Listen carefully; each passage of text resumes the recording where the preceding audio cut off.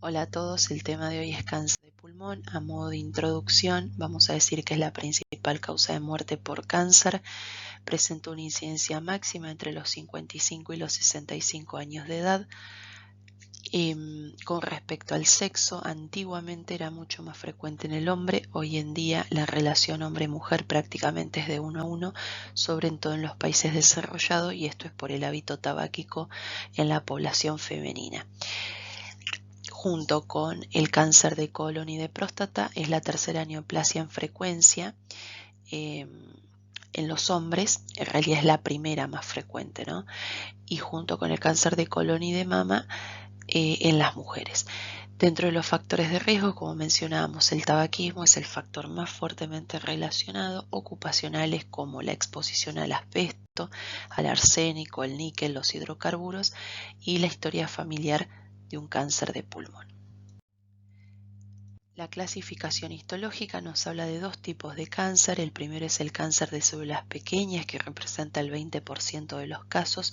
Este cáncer es más frecuente de observar en hombres, está fuertemente asociado al hábito tabáquico, es muy agresivo porque ya al momento del diagnóstico son muy habituales ya las metástasis, y es el de peor pronóstico y habitualmente es de localización central. Luego tenemos el cáncer de células no pequeñas, que va a agrupar a tres entidades, que son el adenocarcinoma, un tumor de localización periférica que no se encuentra habitualmente asociado al tabaquismo y más frecuente en las mujeres. El epidermoide antiguamente era más frecuente que el adenocarcinoma, hoy ha quedado en segundo lugar luego de este. Es un tumor más frecuente en hombres, es habitualmente de localización central, el epidermoide, y se caracteriza porque es de lento crecimiento y al momento del diagnóstico suelen ya formar grandes masas.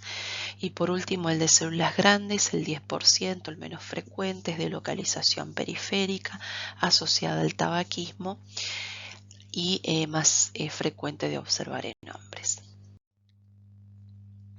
Dentro de las manifestaciones clínicas vamos a tener aquellas que son propias del tumor, como por ejemplo la presencia de tos, que es el signo más frecuente, disnea, dolor pleurítico, hemoptisis y neumonía recurrente. Dentro de lo que es la neumonía, hay que recordar que muchas veces la neumonía está enmascarando un tumor subyacente. Por eso cuando los pacientes no mejoran luego de un tiempo adecuado de tratamiento con antibióticos, digamos, que son adecuados para esa neumonía, y no hay una mejoría ni clínicamente ni radiológicamente, entonces hay que sospechar de una neoplasia. Dentro de lo que son las manifestaciones producidas por la extensión intratorácica, vamos a mencionar la invasión ganglionar. Hay que recordar que el cáncer de pulmón metastatiza habitualmente en los ganglios supraclaviculares, que suelen estar, digamos, presentes y ser palpables al momento del examen. El síndrome de Pancosto-Vías, que es habitual de observar sobre todo en el cáncer epidermoide. Este síndrome tiene el nombre del tumor de Pancosto-Vía, que son los tumores que se localizan en el vértice pulmonar, y al localizarse ahí y generar compresión de las estructuras vecinas van a dar lugar a la presencia de alteraciones del plexo braquial. Entonces va a haber un dolor de hombro que se irradia habitualmente hacia el hombro y el brazo. El síndrome de Clover-Narr-Horner, con la presencia de tosis palpebral, miosis, entre otras, por la afectación del ganglio estrellado, que forma parte del sistema simpático, la compresión de la vena cava superior y el dolor torácico producto de la erosión de la primera y segunda costillas. Pancosto-Vías fue un radiólogo de Estados Unidos que justamente describió estos tumores hacia el año 1900 y algo, y bueno, y quedó con ese nombre el síndrome justamente que generan estos tumores del vértice. Otras de las manifestaciones suelen ser la disfonía, el derrame pleural por la afectación de la pleura visceral y el derrame pericárdico. Los síndromes paraneoplásicos son muy frecuentes en el contexto de un cáncer de pulmón, sobre todo del de células pequeñas, que se considera un tumor neuroendocrino porque libera una gran variedad de péptidos y demás que son muy similares a los péptidos y, digamos, hormonas, si se quiere, internas, y entonces desencadena esta gran variedad de alteraciones como el síndrome de Cushing por liberación de adrenocorticotrofina, la secreción inadecuada de hormona antidiurética, la hipercalcemia maligna, el síndrome miasténico de Lamberton, entre otros. Y por último, las metástasis, ya que es un tumor que habitualmente metastatiza en las suprarrenales, hígado, cerebro y hueso, entonces las manifestaciones también van a depender de esas localizaciones. ¿Cómo vamos a realizar el diagnóstico de estos tumores? Por un lado vamos a tener la radiografía de tórax que nos suele, dar cuenta de un diagnóstico de existencia o bien un hallazgo cuando se hace una radiografía de tórax por otra causa. Y siempre que haya una imagen sugestiva en la radiografía de tórax se debe caracterizar y se debe estudiar con una tomografía computada de tórax con contraste endovenoso, sobre todo para el diagnóstico de existencia, para la caracterización, como decíamos, pero también para la estadificación. La resonancia magnética siempre va a ser un complemento de la tomografía computada, sobre todo para valorar la invasión a la vía aérea, el diafragma y la pared torácica. Todos estos métodos de imágenes sumado a la citología del esputo o a la fibrobronco con toma de biopsia o a una punción pulmonar transparietal, que van a ser ya los métodos más invasivos para poder determinar sobre todo la presencia y la estirpe de ese tumor, van a hacer en conjunto el diagnóstico del mismo. Con respecto a esto hay que tener en cuenta que la diseminación linfática y la diseminación hematógena también es muy importante tenerla en cuenta a la hora del diagnóstico, sobre todo linfáticas a nivel del ilio, buscarlo en la tomografía, mediastino y, como hablábamos anteriormente, los ganglios supraclaviculares. Bueno, algo a tener en cuenta que es muy importante es cuando estamos hablando de un nódulo pulmonar, cuando sospechar de que puede ser maligno o de que puede ser benigno, obviamente.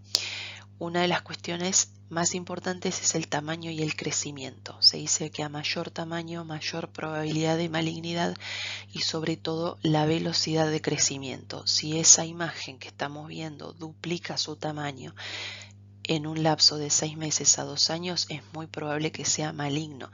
Habitualmente los nódulos benignos no modifican sus características en un tiempo de 2 años. Otro de las cuestiones a tener en cuenta son los bordes o los contornos.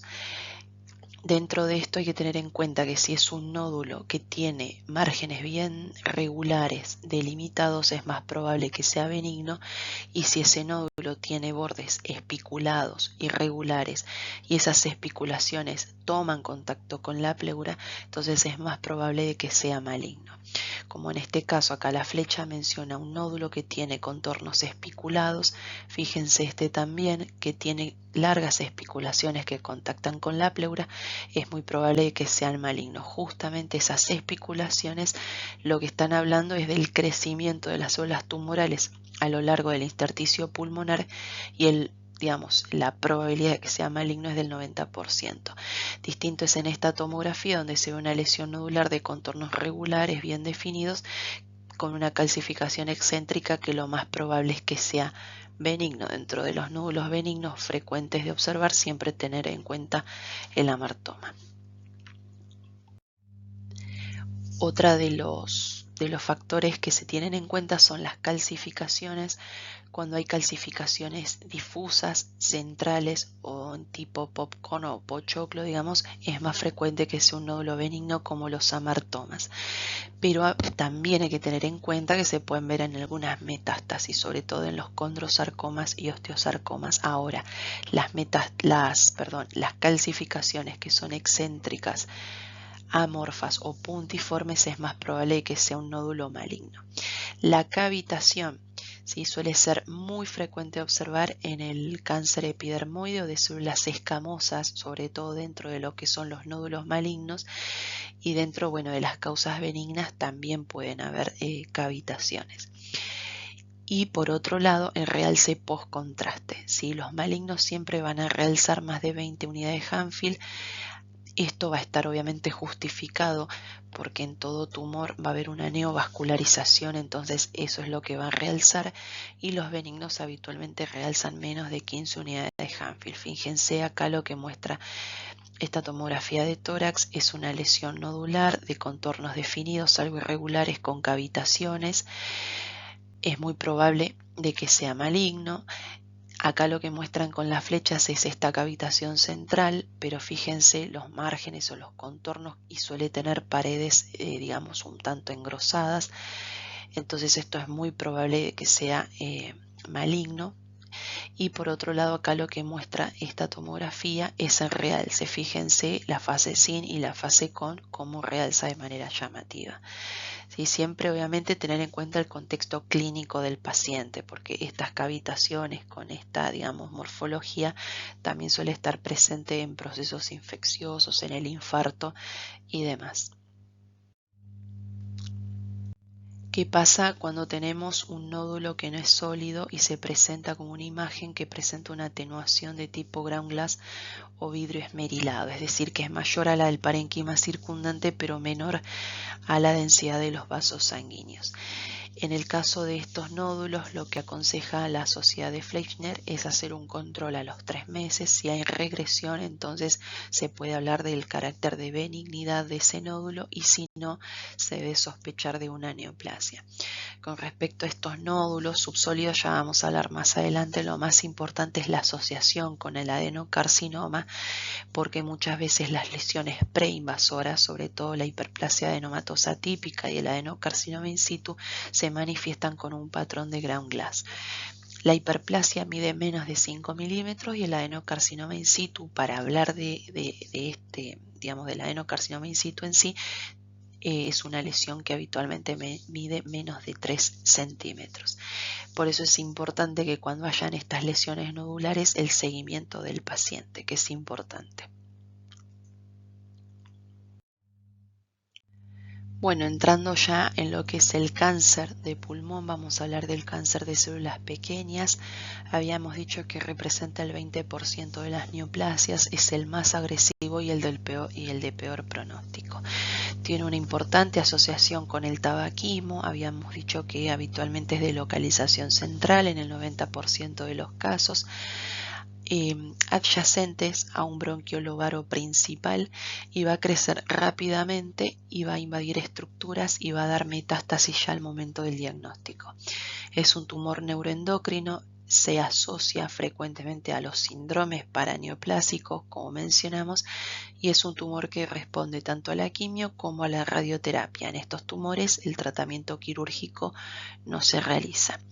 ¿Cómo se manifiesta este tumor? Es importante tener en cuenta que en la RX el hallazgo más importante que se suele ver es el ensanchamiento mediastinal. ¿Sí? Suele ser muy frecuente de observar, y a veces la masa iliar o periliar. También lo que sucede habitualmente es que como forman grandes masas, a veces no suele ser posible delimitar una lesión en sí. Entonces eso es importante tenerlo en cuenta.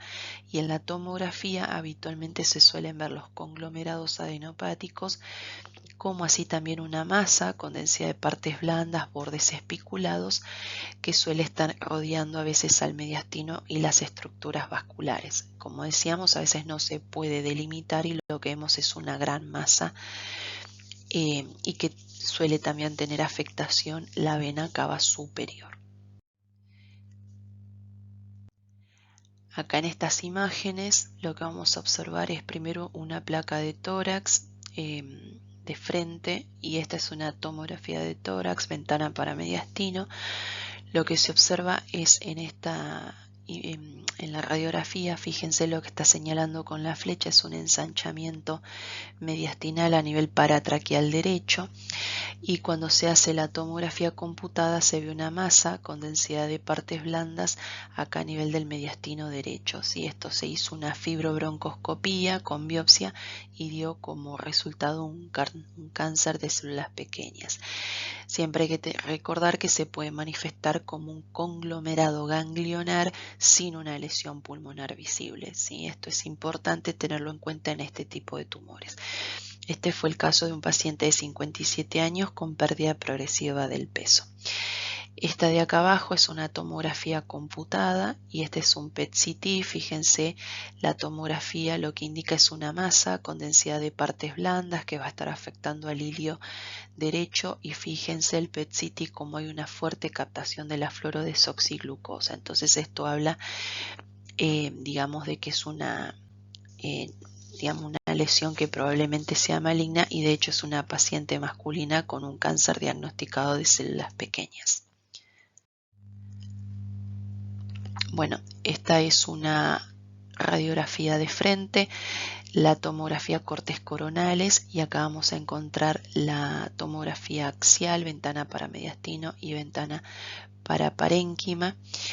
Este es un paciente que presentaba tos y hemoptisis sin dificultad respiratoria. Fíjense, la radiografía lo que marca es un ensanchamiento mediastinal derecho, ¿sí? Acá a nivel superior, y la tomografía, fíjense cómo se correlaciona, que va a marcar este mismo ensanchamiento acá a nivel del mediastino derecho.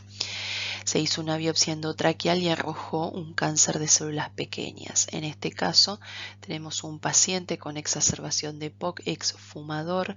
Lo que nos muestra la tomografía es una masa a nivel del lóbulo superior derecho que se extiende hacia el ilio, fíjense, y al mediastino homolaterales, y va a comprometer también al bronquio principal de este lado, porque fíjense que el izquierdo se ve, pero el derecho no lo podemos delimitar, no lo podemos visualizar directamente. Esta es una ventana para parénquima y fíjense cómo se observa. En este caso se hicieron lavados bronquiales que arrojó células neoplásicas y se hizo una biopsia por fibrobroncoscopía que dio como resultado un cáncer de células pequeñas.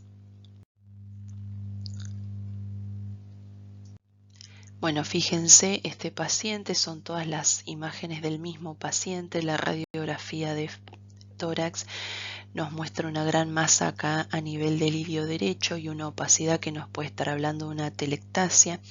Cuando se hace la tomografía de tórax, fíjense que vamos a ver una gran masa que ocupa todo el ilio derecho, y además esto va a originar un colapso o una atelectasia a nivel de los lóbulos medio y superior. Hay que recordar acá, o digamos mejor, fíjense que va a haber una afectación del bronquio principal derecho, fíjense la luz cómo se modifica, y van a ver también conglomerados a nivel ganglionar y mediastinal. En esto lo que va a mostrar es la presencia de un derrame pericárdico, ¿sí? Y acá en estos cortes que pasan por el abdomen nos está marcando las metástasis a nivel de las glándulas suprarrenales bilaterales. Bueno, el otro tipo de cáncer de pulmón más frecuente es el adenocarcinoma. Es un tipo histológico muy frecuente, sobre todo en las mujeres. No tiene asociación con el tabaquismo y se localiza habitualmente a nivel de la periferia y en el lóbulo superior, en el 70% de los casos. Es un tumor de lento crecimiento, da metástasis a nivel de los ganglios iliares, mediastinales y hematógena, y hay que tener en cuenta que en el 2011 se hizo una nueva clasificación donde participaron las distintas sociedades y hubieron, digamos, cambios en cuanto a las nomenclaturas. Antiguamente el adenocarcinoma se lo clasificaba según la histología porque participaban solamente los oncólogos.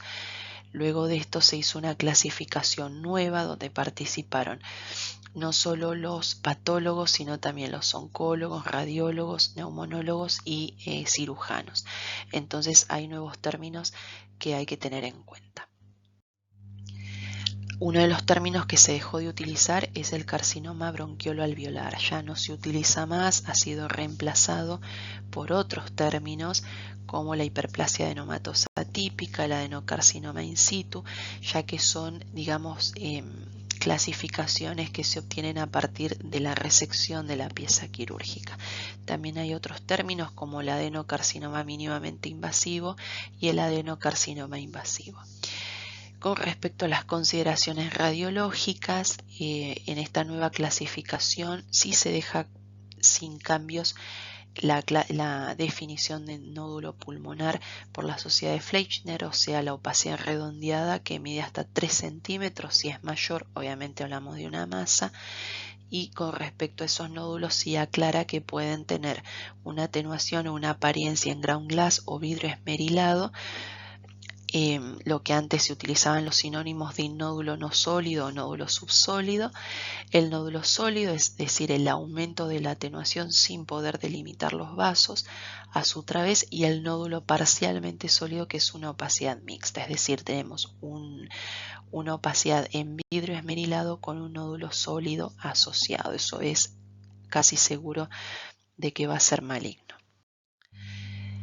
Bien, con respecto a la hiperplasia adenomatosa típica, entonces tenemos que tener en cuenta que es una lesión pequeña que va a medir menos o va a ser igual a 5 milímetros o hasta 12. Se trata de una proliferación de los neumocitos y vamos a tener una apariencia en vidrio esmerilado. Lo que se recomienda es que si es mayor a 5 milímetros sea un seguimiento anual, y si es mayor, perdón, sí, anual está bien. Si es mayor a 12 milímetros, un seguimiento cada 6 meses. Fíjense, esta tomografía de tórax lo que está mostrando es una lesión que tiene una apariencia de vidrio esmerilado, una densidad de vidrio esmerilado. Es un hombre de 55 años que luego de 3 años entre una y otra ha crecido. ¿Sí? Esto es muy probable de que sea un adenocarcinoma. Esta otra tomografía muestra prácticamente lo mismo, un hombre de 85 años con una lesión en vidrio esmerilado, y que a los 3 meses se observa esta lesión, pero también agregó, fíjense este puntito acá, un nódulo sólido. ¿Sí? Esto se hizo una biopsia y arrojó que era un adenocarcinoma. Por eso fíjense la importancia del seguimiento de las lesiones en vidrio esmerilado. El adenocarcinoma in situ, vamos a hablar del mismo cuando se trate de una lesión menor o igual a los 3 centímetros y tienen un crecimiento lepídico sin invasión estromal. El crecimiento lepídico habla de las células neoplásicas que van revistiendo de alguna forma los alvéolos sin todavía afectar la arquitectura, y tienen una apariencia en vidrio esmerilado y son habitualmente periféricos, como lo muestran estas tomografías. ¿Sí? Fíjense, si bien los bordes se pueden delimitar, tiene una apariencia en vidrio esmerilado, y fíjense que los vasos que pasan a su través todavía son visibles. Y el adenocarcinoma mínimamente invasivo, es una lesión menor o igual a los 3 centímetros, tiene un crecimiento lepídico, pero ya tiene una invasión estromal en por lo menos 5 milímetros en su mayor dimensión. ¿Sí? ¿Cómo lo vamos a ver en la radiografía o en la tomografía? Obviamente es un vidrio esmerilado con un nódulo sólido de 5 milímetros o menos asociado. Eso es lo que habitualmente se ve. Fíjense esta tomografía, hay un nódulo que tiene una densidad en vidrio esmerilado, y fíjense este pequeño nódulo sólido interno asociado. Lo mismo pasa en esta, la apariencia en vidrio esmerilado y ese nódulo sólido asociado más pequeño. Esta clasificación hay que tener en cuenta que va a ser con la pieza quirúrgica. ¿Sí? Es una clasificación más que nada posterior a la resección. El adenocarcinoma invasivo es un nódulo sólido, es muy raro que se presente como un ground glass, va a tener localización periférica, puede cavitarse y hay que tener en cuenta sus bordes espiculados, que van a estar hablando sobre todo de la invasión del intersticio. Se asocia habitualmente a metástasis linfáticas e invasión vascular. Entonces todas esas lesiones que veíamos en vidrio esmerilado se siguen porque justamente la evolución es el adenocarcinoma invasivo. Esta es una paciente femenina que presentaba tos.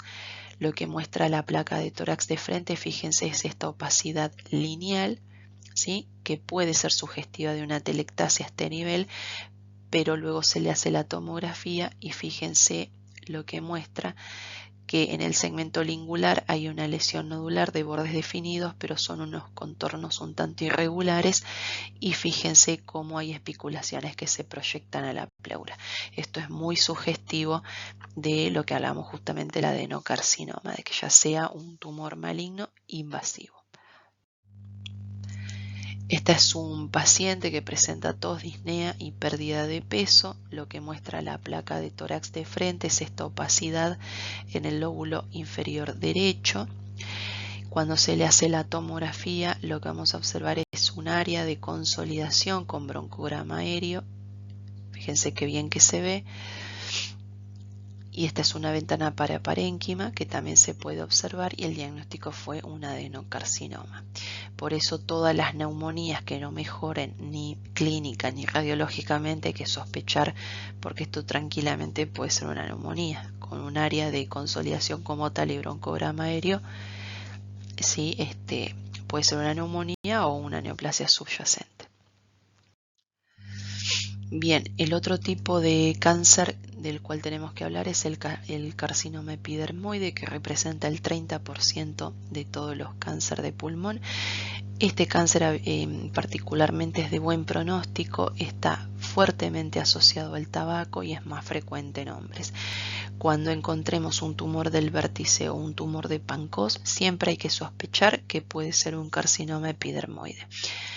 Estos tumores se extienden, o sea, se originan y luego se extienden a los bronquios, donde la atelectasia suele ser un hallazgo importante. ¿Por qué? Porque van a generar una atelectasia obstructiva por obstrucción de esos bronquios. Y fíjense, esta placa de tórax justamente de frente lo que está mostrando es eso. Es una gran masa a nivel del ilio derecho que lo que va a originar es una atelectasia del lóbulo superior, y por eso es que vamos a observar esta S, que es el signo de la S de Goldman con respecto a la pleura, y es muy frecuente de observar en el contexto de estos tumores. La localización central es menos frecuente y es un tumor, recuerden, que puede cavitar y es muy frecuente que lo haga. Acá vamos a tener el caso de un paciente fumador con tos y expectoración. Lo que muestra la placa de tórax es una opacidad a nivel del lóbulo superior derecho que se condice, digamos, o se relaciona a esta tomografía de tórax. Lo mismo, es la misma imagen, y fíjense acá lo que está mostrando es una obstrucción del bronquio superior derecho, ¿sí? Con una atelectasia asociada. Cuando vemos la ventana para mediastino y la ventana para parénquima, cortes axiales, lo que se va a ver es la masa, ¿sí? A nivel para mediastinal derecho, y la biopsia de esto arrojó un carcinoma epidermoide. Acá lo mismo, es un paciente con hemoptisis y pérdida de peso. Lo que muestra es una opacidad a nivel del ilio derecho en la radiografía de tórax. Cuando se hacen las tomografías, fíjense, ventana para mediastino y ventana para parénquima, esta masa localizada en el lóbulo superior derecho que tiene un centro necrótico que puede estar hablando de algún grado de necrosis que no afecta a la vena cava superior. Y la biopsia de esto fue un carcinoma epidermoide. Bien, dos palabras con respecto al cáncer de células grandes, porque es un tumor muy poco frecuente de observar, representa el 10% de estas neoplasias, tiene una fuerte asociación con el tabaco, es de localización periférica, son grandes masas que crecen rápidamente y por eso es que suelen necrosarse y cavitarse. Y son frecuentes las metástasis al momento del diagnóstico. De los tres tumores que conforman el cáncer de células no pequeñas, este es el de peor pronóstico. Con respecto al tratamiento, el cáncer de células pequeñas va a responder a la quimioterapia y a la radioterapia. No son tumores candidatos de cirugías. Hay que tener en cuenta que así todo son tumores muy agresivos, ¿sí? Y son de muy mal pronóstico. En cambio, el cáncer de células no pequeñas se puede realizar cirugía. Si es posible, el tratamiento de elección es la cirugía con una lobectomía más una linfadenectomía mediastínica, que es el tratamiento de elección. Quienes no van a ser candidatos a la lobectomía cuando hay un tumor que tenga un crecimiento transcisural, como por ejemplo fíjense, del pulmón derecho que atraviesa cisuras, ahí no es candidato. Cuando haya invasión vascular y cuando haya invasión del bronquio principal. Por eso esos datos son importantísimos de informarlos en el estudio, ¿sí? Porque eso determina si es o no candidato a cirugía y el tipo de cirugía que se hace. La radioterapia se hace para no candidatos a cirugía y la quimio y la radio en conjunto suelen ser neoadyuvantes, es decir, que permiten reducir el tumor para luego lograr resecarlo en su totalidad. Bueno, muchas gracias, eso fue todo. Esta es la bibliografía por si quieren consultar y nos vemos en la próxima clase.